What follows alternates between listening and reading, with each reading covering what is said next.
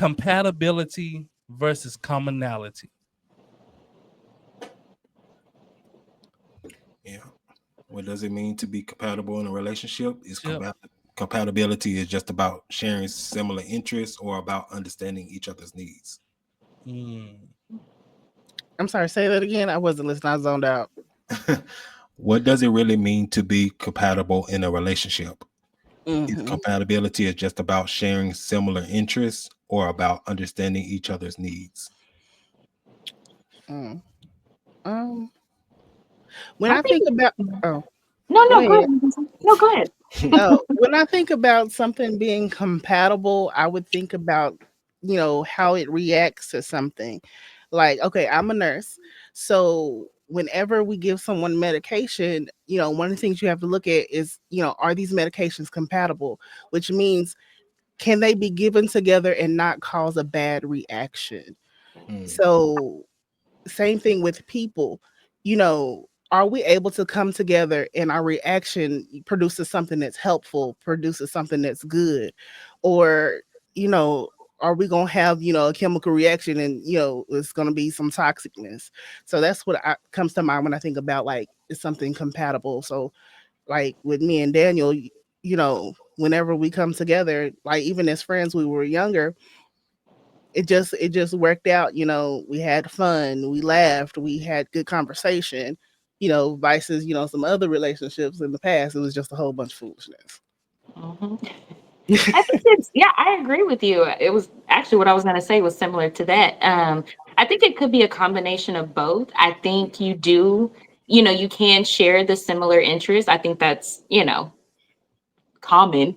But I definitely think it is understanding each other's needs and wants and, just being selfless with each other, putting each other's needs before yours. I think that is, really what compatibility is in a relationship. So yeah, I agree. Yeah, I was gonna say the same thing. We all try to talk at the same time, but basically we all were thinking the same thing. We all on the same path, it seemed like. Yeah. Now, when you say commonality, what do you mean by commonality? Like what we see all the time from other people? Like, or Well, some people, what they call compatibility is just commonality. So it's just sharing similar interests, essentially. And see, and that kind of goes back to what I was saying about the core values. Mhm. It's cool to have similar interests. Like, oh, we both like, Thai food, or we both like, Korean barbecue, Mexican food, whatever it may be. That's cool, similar interests. But finding those core values is the things that's really going to keep you together. Those are the things that you really need to find compatible with someone else. If you're going to be someone who's going to be saying, hey, we both agree on when it comes down to disciplining kids, when we have to, it's time to put hands on. Some people is one person is like, hey, when it's time to, let's put hands. The other person is like, well, we're just going to always talk and we're never going to put hands, even though that child whooping both of y'all rear ends. And Gentle parenting is what that's called. but they don't want, one of them is like, hey, we need to, put some hands on, and the other one is gentle parenting. So those are core values that you guys chose not to find compatible, but it's a similar interest of, hey, we still need to discipline that person, but there's no compatibility in that. So that's why I say those core values on things like that is going to most definitely be, helpful in what you need to be looking for, at the beginning. So you're not running into those obstacles, because people believe in marriage, these things are going to happen. They're going to come up. There's no flip of the switch. That's not happening. So these things need to talk about in the beginning. Go ahead. I think, having similarities is good, but I also think a lot of times that it's not the best. Like, for example, when me and Daniel first, I guess we weren't talking or anything, we were friends. And so I had asked him, I said, hey, what kind of girl do you like? Just random question. And he was telling me like all these different, like, I like a girl that does this, that does this. And as he's telling me these traits, I'm like, I ain't gonna like your girlfriend, whoever she is. Me and her ain't gonna get along. Whole time, dude is explaining me. Joke's on you, Markeisha. And so I said that to say, like, even though he's given character traits that I know are like myself, I know that a person like me not gonna get along. Two Marquishas, we fighting. So sometimes in some situations, being two alike isn't good. That goes back to being compatible. Like we can be similar. Like you can have a person like we like all the same stuff, but we might not. Or same thing like being equally yoked. It's a little bit more to that sometimes because it means also to be balanced. So if we have all the same struggles, we have all the same strengths, we're not equally yoked because now we're off balance, we're off kilter because the yoke is referring to the little thing that goes on the oxen, and it had to be balanced. Otherwise, we going in circles. And so if someone is too much of alike, if me and Daniel were two peas in a pie, which we are, but we have to have those differences in order to be compatible, because where I'm weak at, I need my dude to be strong, and vice versa. And so I think that's something people have to look at. It's like, yeah, we both like Mexican food and stuff like that, but also, is he able to lift me up where I'm not strong yet? I think commonality rules the world. I think commonality It's comfortable. is comfortable. I think that's the reason why people stay in relationships. I think that's why people stay at churches. I think that's why people go to church, because it's common. Like I feel comfortable doing so. Like I don't know how many people, like the first time I went, I stopped going to a church or something like that. I would feel uncomfortable. I'm like, oh man, I missed this Sunday. Like, ooh, Lord forgive me. It's like it wasn't because I sinned. It was commonality. Like this is something I was used to doing. And so I said that to say, when people get into relationships, people will stay in toxic relationships because it's what they know. Yep. And they rather stay here than go and test the water somewhere else. And so it's like I'd rather stay with the bad that I know than potentially getting into something else bad. And so that's a lot of issues that we have in relationships. It's like you know it don't work. You guys can't stand each other. You're tolerating each other, and toleration is a big thing in relationships. Right. You're tolerating your spouse. Like if you're tolerating a person, even outside of a relationship with a man and a woman, a friendship. If you have a so-called friend that you tolerate, Y'all not friends. That's an associate. please stop calling them your friend. Yeah. You guys are not friends. This is a person that when I see, what's up? Okay. Here they Yep. go. Or it's like, oh man, here they come, bro. Here they go. Yeah, man, he gonna say this and this, man. Yeah, just don't say nothing to him, man. Just let him keep on walking, man. Buddy be tripping. like, no, like, and I think that every relationship on every level has to be tested. Right. Like from friendship on into having a relationship or a marriage. Like if you have a friend, if y'all hadn't been through anything together, you don't really know if that person your friend or not. Mm-hmm.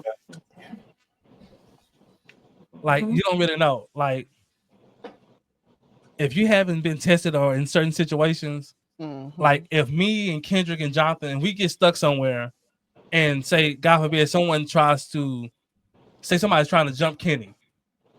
He needs to know in his mind. Look at Bria, like what? He needs to know in his mind. Not my Kenny. if he's wondering, like, man, are they gonna help me? Right. Or they finna book it on Yeah, me? if you wondering if your friend is going, don't go with those people. Like You you gotta just wonder. don't know. Or like, man, you tell a friend a secret and then now it's everywhere. Mm-hmm. You're like, dog, I told you not to tell nobody. And it's like I didn't mean for it to. It just kind of came out. Man, they had asked me, man. I didn't know what to tell them. Don't tell them nothing. It's so hey. Nothing is an Don't tell them that. option. But that's the I think that's the hardest thing to understand for it's like having commonality and understanding and tolerating people that are in your life. Like if you have a spouse and you're tolerating that person, man, for the safety of you, and if you have kids, man, move on, man. Because if it's toxic, man, ain't nothing good coming from it. Nothing good. And you don't want to bring your children up in that, man, where they see mommy and daddy going for each other neck. Right. You're gonna raise a dude. Go ahead, Britt. Oh, I was just gonna say, I think sometimes people don't know how to break cycles. You know, they see the cycles getting passed down from generation to generation after generation, and it's like your parents done went through it, your great grandparents went through it, you know. But it's like, when are we gonna stop that cycle? The cycle can't stop with you. You know, you don't have to be, you know, living or raising kids in a single parent home. You know, just because your parents or your mother or father did it, or your great grandfather or great grandmother did it, doesn't mean you have to. And I think sometimes, Daniel, like you said, we just get so comfortable and we just want to stay in that cycle. And sometimes it's like, you know, when you get tired of doing something, you're gonna say, you know what, I'm not gonna keep going through this. I'm gonna like change my situation. You know, but some people just rather sit and complain and just keep going through the same cycle and wonder why they're getting the same results. I mean, only way to break a cycle is a decision. Like Yeah. you that's have to make a exactly it. decision. Yep. They said when you sick and tired of A being sick choice, and a tired. choice got you Right. in this cycle. A choice Yeah. got you in that cycle, and it's gonna be a choice that's gonna get you out of that Get cycle. you out of it. Yep, That's right. yep. Yep. You know, it comes down to the choices that you make, and when you make a bad choice, own it, accept. Now look for a solution. Right. Yeah, you're very solution based with your advice. I am. He don't ever want to listen to anything. If you're not gonna let him give you a solution, like, hey, I got two choices That's for how you. Kendrick is. That's how Kendrick is. People call me all the time, man. I'm gonna tell you this, man, going on, and so I go like, well, what you need, don't do that. This is what you need to do. You know, you tried that. That didn't work. That didn't So work. let's It not worked do out. that anymore. You know, do this. And I realized like some people don't They want don't want to fix the solutions. situation. They just want to vent. They just want, Yeah. they just want to vent. They just, And so well, I I said, called well, you to vent. yeah, I'm Don't not the right call me. person. Oh, my man. Like, You know, I'm not don't call me. I You I'm not the know? person. want to move on. I don't want to Like- move. I love them. Like, and I realized like honesty, especially in the Christian community, it's a far reach. Like so many Christians lie They do about insignificant stuff. Mhm. Like I tell people all the time, and people looked at me strange when I first said it. I said, hey, if you're going through a lot of trial and tribulations, I'm not a prayer warrior. Don't call me. He not tearing with you. I will pray for you. Don't get me wrong. I would definitely pray for you. I would even fast with you. But to labor in prayer, for those who don't know what that entails, For the unchurched. to basically intercede for someone. This is what the Holy Spirit does for us. It intercedes for us. To intercede, when you say that you're being a prayer warrior for someone, you're interceding for that person. I'm not that person. They need to know what that is. They don't know what that is. You're going to war for that person. When you're going to war for that person and you're basically taking on that burden with that person and say, I'm going to labor with you with this burden that you're dealing with, and we're going to fight this together. That's what you're saying. Yes. We're going to fight this No, together. you fighting that by yourself. I will pray for you. And though. people lie and be like, oh yeah, I'm gonna labor and pray and pray the lick for you. They be like, I'm gonna pray for you. Like that was the prayer. And I just be like, We man, saying, don't lie to me. If you ain't gonna pray, just be like, hey man, I love you, man. Hey, you need some food or something, let me know. Like, don't tell me, you know, because I'm gonna say this, then we're gonna move on. We have so many prophets, and ain't nobody seen nothing. So many what? So many prophets. Oh, it sounds like you said we have so much property. No, we have so many Well, prophets. claim it, amen. I Claim received that. that though.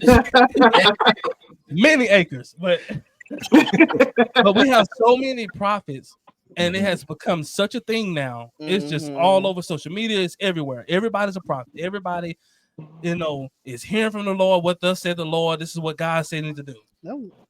But out of everything that has taken place, ain't nobody seen nothing that happened.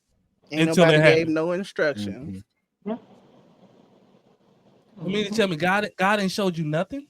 And then when a prophet comes, it isn't supposed to be something that I'm not already dealing with. You either coming with confirmation of something that I'm dealing with, or instruction, or you coming with instruction. Yep. When God sent the angel, he didn't send the angel just to say something. He gave him instruction. When he told Mary, like, "Oh, you finna carry the Messiah," he gave Mary instruction. Like, this is how this is going to happen. She said, "Well, what about my husband? I'm gonna have a baby." She said, "Don't worry about that. I got that. I know about that. I got that. Don't worry about that." But I say that to say this, man. As believers, man, we have to do better with being honest with each other and being honest with people who are seeking Christ. Like, be honest, man. Be honest of who you are and where you are. Please stop acting like you're holier than thou. Facts. Got your folding chair next to Jesus. And then once you get exposed, it's like, "Oh, you can't judge me. You can't judge me." Well, you put yourself on that pedestal. Right. Yep. You put yourself up there. You called yourself that. You said you was a prayer warrior. And you only pray once a day. Like, come on, you said that, right? And so, we got to do better, man. But